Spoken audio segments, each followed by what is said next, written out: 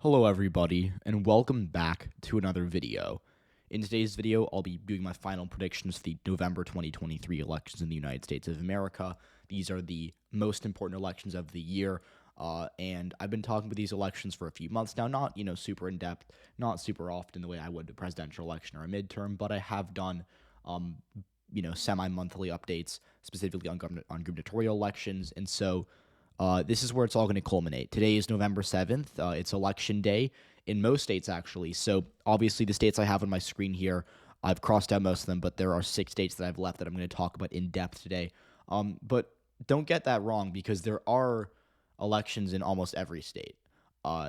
There are, going to be local races like school board races, mayoral races, city council races, and those races are very important. In fact, your mayor or your school board or the local government within your region, it actually has more of an effect on you than often your federal officials who you know more about. So please go vote today. Make sure that you are educated about the candidates and where you can vote. I think there may be some regions where there's no elections, but I think chances are you're going to live in a district or a town or a state where there will be something for you to vote for today. So if you haven't already done so already, please do go vote. It's your civic duty. It's very important, and I think that the more people to vote, the better. So that being said, unfortunately, I cannot cover every single race. Believe me, I would love to. If I had all the time in the world, I would do research on every school board race. But unfortunately, I don't have all the time in the world. I actually don't. I wish I had more time to even upload these videos. But I'll be talking about these 6 states in particular. And there are going to be local races within these states. Like, I'm sure that there is a mayoral race happening somewhere in Ohio. I'm sure that there is a city council race happening somewhere in Kentucky. But I'm going to talk about statewide or kind of statewide races in a second here. Just to go through these, I'll be doing governor elections in Mississippi and Kentucky. I'll be doing state legislative elections in Virginia and New Jersey. I'll be doing the Supreme Court election in Pennsylvania, and then the abortion referendum in Ohio. So those will be the races I'll be talking about. Obviously, some of these are going to be more in-depth than others.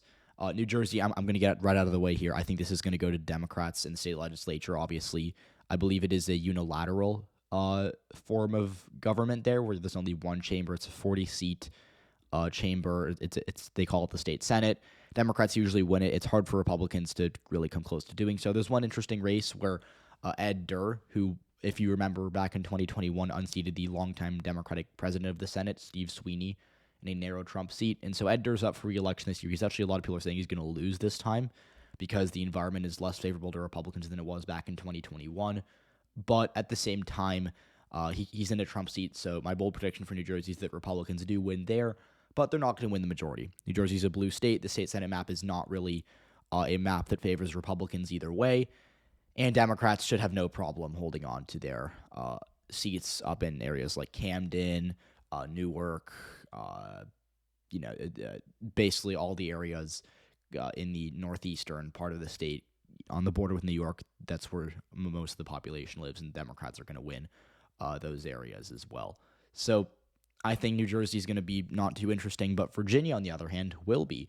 So Virginia, the way it works is you have local elections every odd year, and I hate when they do that. I hate New Jersey and Virginia for this because they make it they de-incentivize voters or high voter turnout, because when you have elections in odd years, when there's not a presidential Senate election or something important on the ballot, like in an even year, a lot of people don't vote or they forget to vote. And so these races have abysmal turnout. It's very sad to see, which is why, by the way, mathematically, if you do vote in one of these elections, your vote is worth way more than it would be in a presidential election because so much less people vote, right? Like your one vote, like if you have an election with 11 people and you cast one vote, you're 1/11th of the whole electorate. But if you cast a vote with 5 million people, you're 1/5 millionth. So that's why in odd years, actually, it's when you're voting, you get the highest bang for your buck per se. So again, I'll say it again, please vote. But in Virginia, we have an interesting and highly consequential election going on. So Republicans won the governorship in 2021 with Glenn Youngkin, and while they did that, they also won the state house. They won it 52-48, and the state Senate is only up in the second odd year of presidential term. So the first odd year of Biden's term was 2021. The second is obviously 2023 this year, and the state Senate is now up for the first time since 2019, where Democrats won it. And so what that means is that if Republicans can win the state Senate and hold on to the state House, which is up every 2 years, so the state House is also up, they'll have a trifecta. So they'll be able to legislate, really, really legislate, because they'll have Youngkin as governor and then a Republican, kind of Congress within the state. And so that's why Democrats are on the defense this year. They are going to have to, they'd like to win both the state House and the state Senate, but if they can hold one, they'll still be able to prevent most of what Youngkin wants to do from happening. And so let's talk about this. I did not make a forecast for all 98 or all 100 state House seats. I didn't make one for all, I want to say, 50 state Senate seats. But I do know a bit about these races individually, at least the competitive ones, and so I want to talk about it. So this is C Analysis. It's CN and then Analysis.com if you want to check it out for yourself. And, if you want to, you can make your own forecast. But what you're going to see here is that Republicans have a pretty good floor. They're likely to win, at least 44, 45 seats. Democrats, don't really have too much leverage here in getting a big victory out of the lower house. But, regardless, this chamber is still held by Republicans at the moment. So if Democrats get to that 51 number they need to win the majority, it's still a victory for them. The races I'm watching here are the ones in the suburbs, specifically Nova. The 30th district here is rated as tilt Republican. Geary Higgins taking on Rob Bance. This seat nearly voted for Biden, but it's trending left. So I think if Democrats are going to have a good night in the suburbs, I think this is an early indicator of that happening. Regardless, I think Republicans win it. I also think that they're going to hold on to some of these other seats out here. Like you go to the 22nd district, Biden won this by 5.5. Travis Nember taking on Ian Lovejoy. I think Ian Lovejoy is going to win this one, but I do think Democrats are going to win back Josh Thomas, or the 21st district with Josh Thomas. This seat voted for Biden by 27, obviously. So it's a pretty blue seat, but Republicans have a candidate quality boost here. John Stirrup is one of the more talented politicians in the area, and I think Republicans are going to put up a pretty good fight. It'll be pretty close, but I think Thomas probably wins by 3 or 4 points. And then if you go over to the Virginia Beach/Richmond area down here, there are a few interesting races, specifically Karen Jenkins. I think this actually see Democrats are going to win. A lot of people say the forecast gives it to Republicans narrowly. I think Karen Jenkins wins it. It's a Biden plus 2.5 seat, and it's reliant on black turnout. But if Democrats can get decent black turnout, they're probably going to win here. And then similar thing with the 84th district over here, Nadarius Clark. He has a 7 in 10 chance of winning. I agree with that. I think he wins. And then Kimberly Pope Adams in a Biden plus 11 seat. Again, Democrats need good black turnout here, but it's Biden plus 11, and I think Republicans don't really have a ton of momentum in Virginia right now. So I think this seat probably votes for the Democrats. So if you're looking at toss-ups, I think that this one, the 22nd votes Republican, and then the 82nd votes for Democrats. And then the most interest, or perhaps the most covered race, is this race right here in the 57th district, Susanna Gibson versus David Owen. This race has gotten a lot of publicity. I'm not going to talk about or too much about why, because I am not sure if I'm allowed to on YouTube. You can look up this race. It's, in my opinion, quite disheartening what's happening. But Democrats, their candidate Susanna Gibson was a cam model in the past, and what's happened is obviously that was her profession. I don't believe she does it anymore, but that was her profession, and Republicans have taken that and they've actually distributed images of it, which I think is, regardless of what you think of the ethics of that job, regardless of what you think about Susanna Gibson for doing that, obviously I am not going to insert my opinion on that. I don't have any place in that. I think that it's your choice to do whatever profession you would like to do, even if I have no interest in, that kind of thing. But I find it a little unethical that, the campaign of Republicans, David Owen, has been distributing images of that, especially because a child could see it, or, someone who doesn't want to see that could see that. So that's a complicated race. Again, I'm kind of skating around the topic because it's difficult for me to talk about on YouTube. It's also not a very fun topic, and I really wish this race didn't come down to this, but Republicans are favored. Susanna Gibson, obviously, I think some voters are going to be a little distrustful of her after that. I would probably expect her to lose at this point, but it's a Biden plus 5.5 seat. She could definitely win because it is a bluer district, but the race has been covered the most. So regardless, I'm not going to have an exact tally here. I think Democrats are probably going to win 52 or 53 seats. Republicans getting, 48, 47. And then the upper chamber. This is the state Senate. This one is a bit easier for me to talk about because there's just less seats I need to know about, so I know a bit more. This seat is probably going to vote for, or probably going to go to the Democrat. This seat, this chamber is probably going to tilt towards Democrats. Obviously, there are 40 seats. I misspoke at the beginning. I said 50. This is 40. Actually, I should have known that. And to win it, Democrats only really have to take 21. So unless they lose the 16th, which is rated as likely Democratic, and Biden won it by 17, it's right here in the, I believe that's Henrico County, right above Richmond. So unless Democrats lose this seat, they're probably going to, win the chamber. So that's the 20th, or that's the 20th seat for them. And then all you have to do is win one of these three, which, the 31st, Biden plus 13, the 24th, Biden plus 9, and the 27th, Biden plus 6. So as long as they can win one of those three, they're probably going to win the chamber. Obviously, Republicans could win, and they could do so by having an upset somewhere in one of the seats the Democrats are expected to win, or if they get a 2020 tie, they would functionally have a majority because I believe the lieutenant governor would break ties in the state Senate the way that the vice president breaks ties in the regular Senate nationwide. So, Republicans, it's kind of like rolling a dice maybe, or I don't know, flipping two coins, like getting tails twice, Republicans win, but I think any other outcome, Democrats are probably favored. So the state Senate, I think Democrats, again, will win, but I want to watch it and I want to see how big of a majority it is, because if they can get, like say they win the 21 they're projected to win, then both the toss-ups maybe get really close to winning, or maybe even they win the 17th district, not impossible at all. So if they get a big majority here, that really hurts Republicans in Virginia because it takes away a lot of the mandate that they've really thought they've had for the past few years. So that's Virginia. I think Democrats win both chambers. I think in the state house they get to 53 seats. I think in the state Senate they get to maybe, I'll say 22, but it could easily be 23 or 24 if the night is good for Democrats. So Virginia, to me, obviously it's kind of a it's kind of a broad characterization here. I think they're likely to win the state Senate, and they're probably leaning to win the state house, but we'll put it in the lean column. But yeah, that's Virginia. So now we're going to move on to the Pennsylvania Supreme Court election. This is Daniel McCaffrey versus Carolyn Carluccio. I'm going to go through this one quickly. I think Democrats are going to win here. I think they're going to win by a decent amount, probably 4 or 5 points, maybe 6 if they get lucky. And look, I know primary turn isn't a great indicator of how races are going to go, but in Pennsylvania in 2022, one of the first signs that John Fetterman was going to win was the May 2022 primary turnout. Democrats, if you add up all the Republican votes, all the Democrat votes, Democrats would have lost that race by only 2%. And that was in May, before Roe, before Democrats started catching up in polling nationwide, before Biden's approval recovered a little bit. And they were really close even then. In the primary results from this spring, Dan McCaffrey and Deborah Kunselman, I don't really know too much about her, but she was the other Democrat running. They combined for 1 million and change. Republicans couldn't even get past 825K.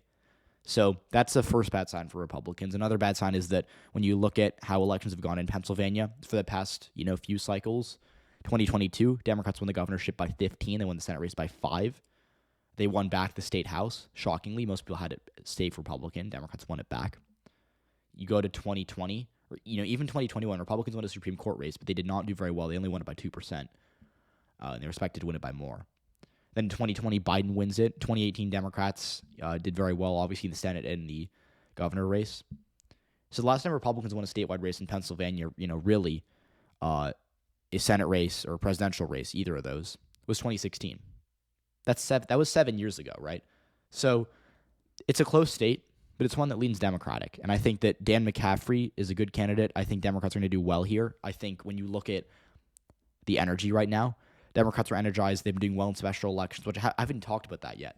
Special elections have been really good for Democrats over the past, year or so, really since Roe.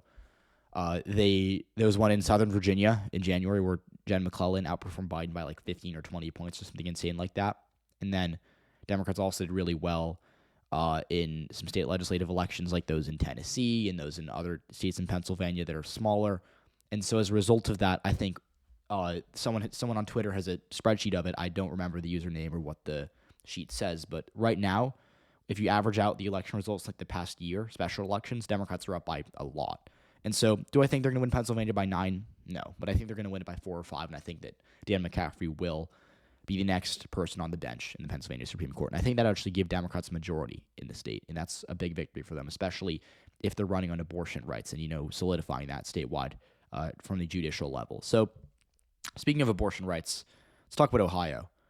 Ohio, this is a really, really interesting race because if you look at the issue 1 results from August, I think they're going to be pretty similar to what we saw or to what we're going to see. So Democrats, or I shouldn't say Democrats, but the no side, which was aligned with the Democrats, as you can see, if you really know a lot about Ohio, you can look at this map and you can kind of see the blue areas like Cleveland, Columbus, Cincinnati. They voted no. The rural areas out here, they voted yes. So you can kind of see which people are voting for which side or which, coalitions and parties, and you can read into that map a little bit. But the no side argued that, because again, this issue was, should we raise the threshold to pass a constitutional amendment, proposition type? Should it require 60% to pass? And the answer, voters said no. And so what that means is that today, if 50% or if even the slight majority of Ohioans vote to protect abortion, if it's 50.1%, it'll pass and it'll be enshrined in the state's constitution. As we know, even red states tend to be pro-choice. Kansas, back in 2022, passed a referendum that was, I believe, 58% in favor of of protecting abortion, 42% against, and that's a red state. In Montana, I think the yes side passed by 6%, or the protect abortion side passed by 6%. And in Kentucky, which we'll get to later in this video, in 2022 as well, the pro-choice side won by 5%. And so we haven't really seen a big, pro-life victory in any of these states, really. I mean, obviously, there have been some that have been good for them, but in a light red state like Ohio, which, still a red state, but it's not as red as Kentucky or Kansas or Montana, I think that this state is probably going to vote to keep abortion. So I'm going to say likely. There's always a chance something goes crazy and it votes to, and the voters are, turning out against abortion. But again, if you look at issue 1, how that went in August, it was bad for Republicans, and I think it's going to be the same story again. So Ohio, to me, I'm pretty confident it votes to keep or to enshrine abortion in its constitution, or the right to abortion. I should be a lot more precise in my words here. So now, our final 2 races are in Kentucky and Mississippi. These are governorships that are at stake here, both of which were pretty close last time. In 2019 in Kentucky, Andy Beshear won by literally 5,000 votes. And then in 2019 Mississippi, Tate Reeves won by, 5.5%. So they're always very close races, and it's very important to look at these and how they go, because Kentucky, I believe Kentucky, the winner of the party that wins the governorship has won the presidential election next year in the past 6 years. Because I want to say the past. Yeah, maybe I think it was 2003 was the last time that it was wrong. Maybe not, maybe before that, because I don't know who won the 2003 Kentucky governorship. But it's been a while, because in 2019 Andy Beshear won, Biden won the next year. In 2015 Matt Bevin won, and then Donald Trump won the next year. 2011 Steve Beshear won, and then Obama won re-election next year. And I think 2007 as well, Democrats won that race easily. So we're going to talk about Kentucky first here. I think Beshear's going to win. It's going to be very close, closer than people think. But I built a model in it in August, and I haven't really changed any of my fundamental outlooks. I think Beshear is ahead in that model by 5.5%. I think he wins by a bit less, but the point stands. So Kentucky, let's just talk about it. Andy Beshear is a popular governor. He has a 65% approval rating on average. About 2/3 of Kentuckians say they like him, and so obviously he won't get 65% of the vote. But popular governors don't lose. In fact, the last time a popular governor really lost was 2016, and I wrote about this in my Kentucky article. If you want to go to my Substack, it's I think it's ryan.jakubowski.substack.com.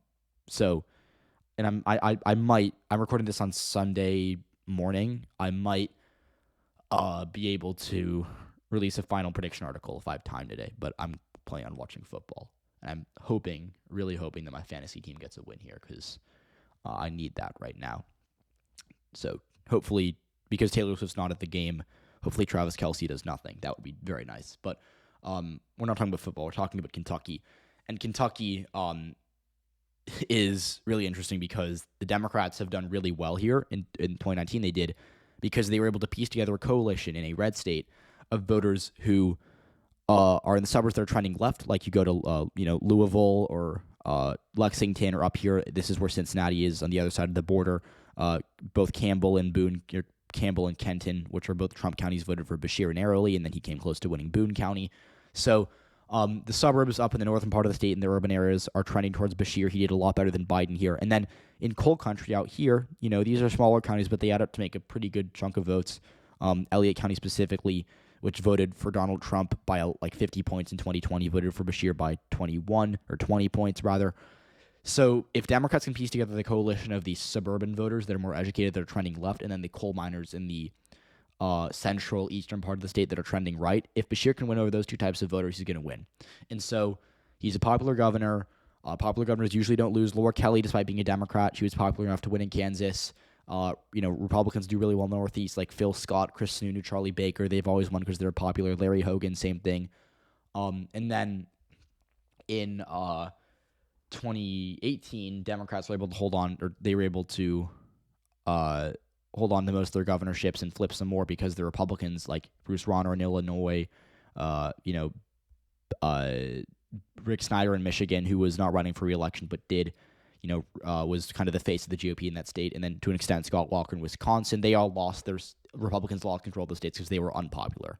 And so, again, the last time that a popular governor with like a net positive approval rating really lost was 2016 North Carolina, where Pat McCrory, who had a +1 net approval rating, so it was basically 50-50, he was +1. He lost by like 8,000 votes to Roy Cooper, who, by the way, became very popular and then won as a Democrat by 5% in a Trump state in 2020. So popular governors, 90% of the time they win. More than that, like 98% of the time, because, again, it's only happened once in the past 7 years where a fundamentally popular governor has lost re-election. So if Andy Beshear loses, it wouldn't be shocking because it's a red state, but it would defy a trend and statistically not likely to happen. Additionally, he's leading in the polls. He's leading in fundraising. He's outspending Dan Cameron. So if you're watching TV or you're listening to radio in Kentucky, chances are you're going to get a lot more Beshear ads than you're going to get Dan Cameron ads. I think he's run a superior campaign. I think Dan Cameron doesn't really have a good message. And I think Kentucky likes the Beshears. As I mentioned, Steve Beshear won the 2011 Kentucky governor's race. He's the father of Andy Beshear. And I think Kentucky's going to stick with their guns this year. I think maybe it flips next time, but even though it's a red state, even though I wouldn't be shocked if it returns back to Republican governance, I think Beshear's probably going to win. If I'm giving you odds, probably 65, 70%. Maybe a little. A lot of people think he's going to win by a lot more than I do. I think it'll still be close, but I really, really don't see the argument for Cameron being favored. So our final state's going to be Mississippi. In Mississippi, Democrats have a lot of momentum here. A lot of people really like Brandon Presley. He's the Public Service Commissioner of the Northern District, which voted for Trump, and he did very well in his elections there. And Tate Reeves is not popular either. Here's the problem. Mississippi is not Kentucky. To win Mississippi, Democrats have to get really good black turnout, and they have to hold on and gain with white voters, who are extremely conservative. In fact, Biden got like 19% of the white vote in Mississippi in 2020. That's so polarized, right? Like we talk about how white people are usually very conservative. The white vote in America was only like, I think Biden got like 44% of the white vote in 2020, maybe 42% nationwide. But in Mississippi, he got 19%. So 1 in every 5 white voters in Mississippi voted for Biden. That's crazy. It's only 1 in 5. And so Brandon Presley to win is going to have to get good black turnout, which is hard to do in an off year because traditionally black turnout has fallen in non-presidential years, which is bad for Democrats in the South. And then on top of that, he has to hope for that to happen, which is the tall order on its own. He has to really, really hope he can get to 30% with the white vote. He has to cut into Republican margins in the wealthy suburbs, right? Like you go to not Hinds County, but I want to say not Shelby. That's Alabama, but I'm forgetting the name. Rankin County is the one I was thinking of. It's right outside. What am I doing? I can pull up the map right here. Rankin County, right here. See, I knew the name by memory. Good job. This information will probably not help me ever again, but I knew it without pulling up the map. But regardless, Rankin County, this is a big county outside of Jackson. It's pretty wealthy, pretty suburban, that Tate Reeves won by 30 points in 2019. He netted, 14,000 votes out of it, which is, by the way, more than a third of his whole statewide margin last time. If, Brandon Presley can cut that, maybe 10,000, 9,000, he could win. If he can improve up here, DeSoto County, Reeves netted another 9,000 votes out of here. If it's left trending, right? Like, this is a county where Democrats have been doing better. If, Brandon Presley can crack 40%, maybe he can win. And then finally, Harrison County, home to Biloxi, or I think I'm pronouncing that wrong, but I'm not from the South, so my apologies for that. But Harrison County, and this is also where Gulfport is. Another 8,000 votes for Tate Reeves there last time. Cut that in half, Presley could win. And he also has to keep a black turnout, by the way, which is hard to do. So, could Presley win? Yeah, I get where the numbers are. I know where he needs to be. The problem is it's so unlikely, and here's why. Mississippi is insanely polarized. And not only is it polarized racially, you never, ever get really this is the best result for Democrats in, the past decade, losing by 5.5. Biden lost by, I want to say, 15 in 2020. Clinton lost by 19 in 2016.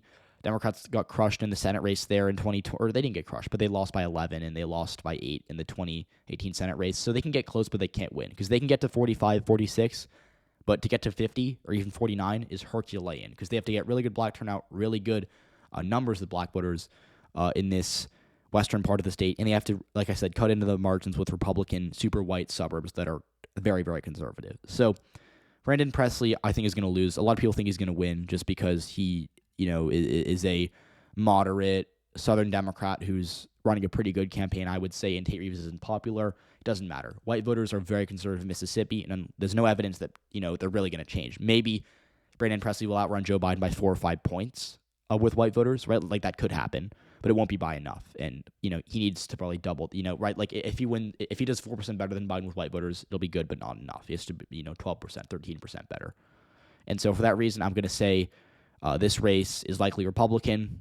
I could have egg on my face, by the end of tonight, or maybe tomorrow morning, if Tate Reeves wins or loses, but I'm confident he will not. So those are my predictions. I think Democrats are going to have a good night broadly. I think they're going to win New Jersey easily. I think they're going to win Ohio, or the pro-choice side is going to win Ohio. Pennsylvania Supreme Court, I think Dan McCaffrey is going to win, and I think Kentucky, Andy Beshear will be reelected. Virginia, Democrats are going to flip the state house and hold on to the state senate. And then in Mississippi, Tate Reeves will probably win by 9 points. Again, a lot of people think it's going to be really close. I don't think it will.